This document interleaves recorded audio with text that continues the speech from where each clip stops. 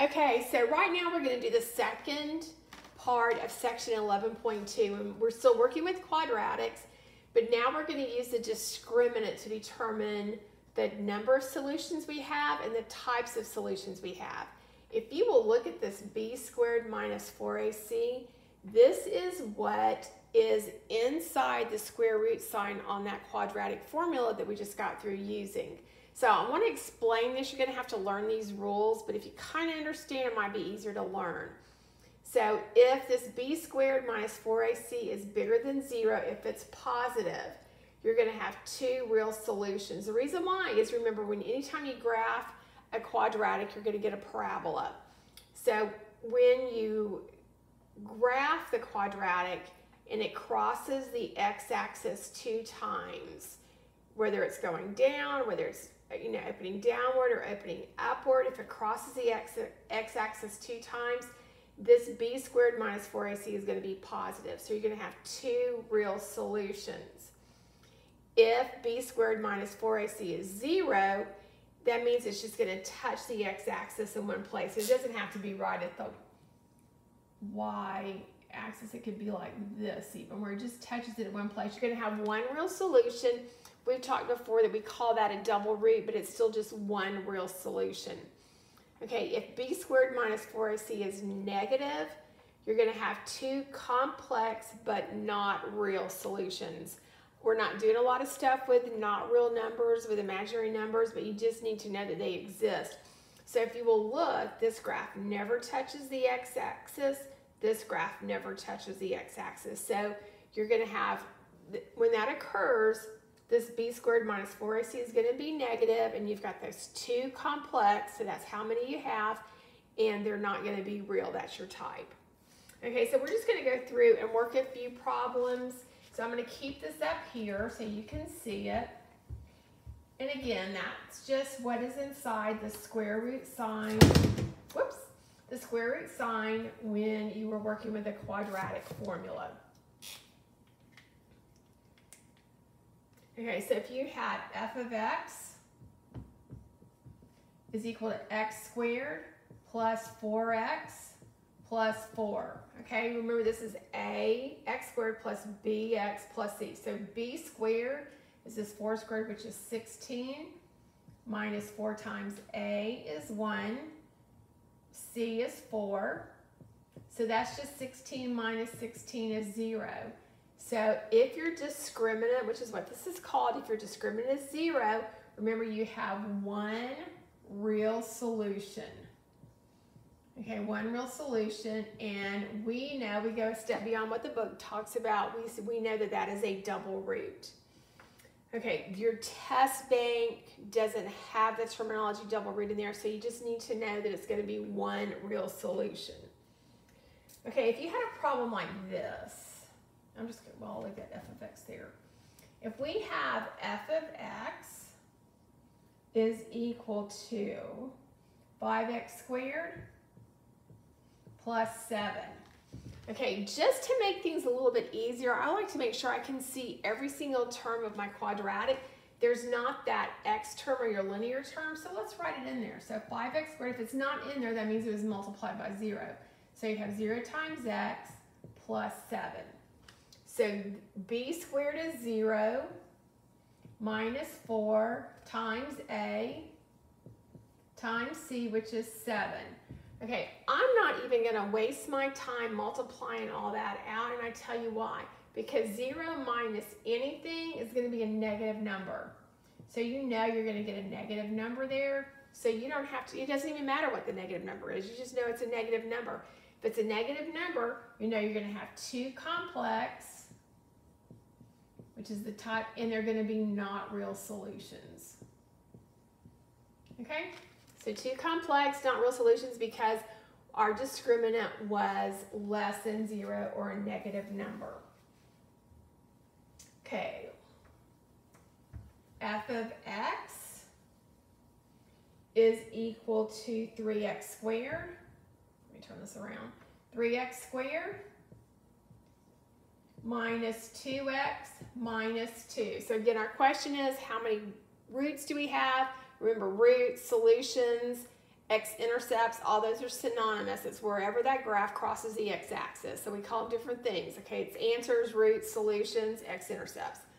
So it's going to be b squared, negative 2 times negative 2 is 4, minus 4 times a times c, which is negative 2. Again, let's think this through. You can multiply it out if you've got your calculator, that's hunky-dory, but if you have a negative times a negative, it's a positive. If you have 4 plus anything, you're going to get a positive number here, right? So that's going to be greater than 0. So a positive number, you know you're going to have 2 real solutions. 2 real solutions. And you don't even have to do the arithmetic if you can go through and see that. If you have your calculator out and you want to just number crunch, that's A-okay. It's no big deal. Okay, I'm going to work a couple problems where we have to go through and kind of do a little bit of rearranging. So I'm going to get rid of this f of x. These are not going to be written as functions, but they are functions. So we have 4 is equal to 3x minus 2x squared. Okay, that is not in that standard form of ax squared plus bx plus c. So let's add 2x squared to both sides.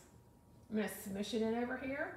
Let's subtract 3x from both sides. Okay, I'm going to write this in standard form where our exponents are decreasing. So this is 2x squared minus 3x plus 4 is equal to 0. Okay, now we can take our a, b, and c and plug it in here.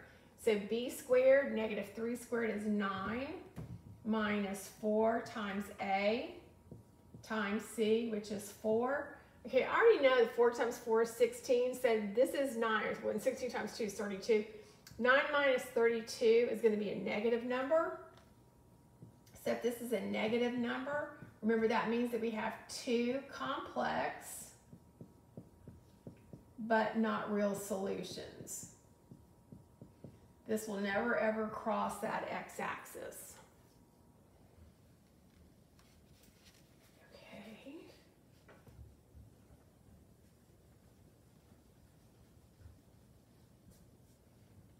Okay, I'm on my third videographer. Videographing this is probably the hardest part of all of this.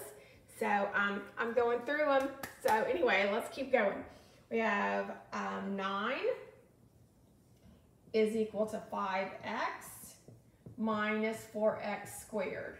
Okay, again, I want this in standard form. I'm going to move all this stuff over here because I want my x squared term to be positive. I'm going to add 4x to both sides. I'm going to, or 4x squared, I'm going to subtract 5x from both sides. So I have 4x squared minus 5x plus 9 is equal to 0.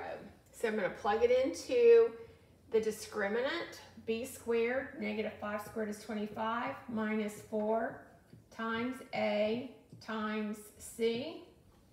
Okay, 4 times 4 is 16. 16 times 9 is definitely going to be bigger than 25. This is going to be a negative number. Sorry. So when we have a negative number, we know we have 2 complex but not real solutions. 2 complex but not real solutions.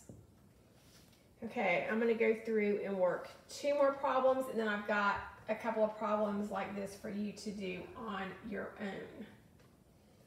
So if we had x squared plus 6x plus 9 is equal to 0. This is already in standard form, so all we have to do is plug it in. B squared is 36, minus 4 times A is 1, C is 9. So we have 36 minus 36, which is 0. So if we know if our discriminant is equal to 0, it's going to, the vertex is going to be on that x-axis. So there's going to be 1 real solution. 1 real solution. Okay, one last problem. We have x squared plus 32x plus 256 is equal to 0. So we're just going to reference our discriminant, b squared.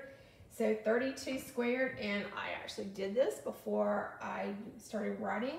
And so b squared is 1024 minus 4 times A times C, which is 256. And 4 times 256 is 1024.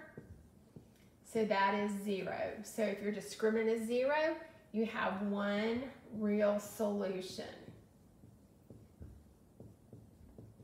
Okay, so after you view this video, I want you to work the 2 problems, and I will also attach an example or 2 from the Khan Academy. Thank you.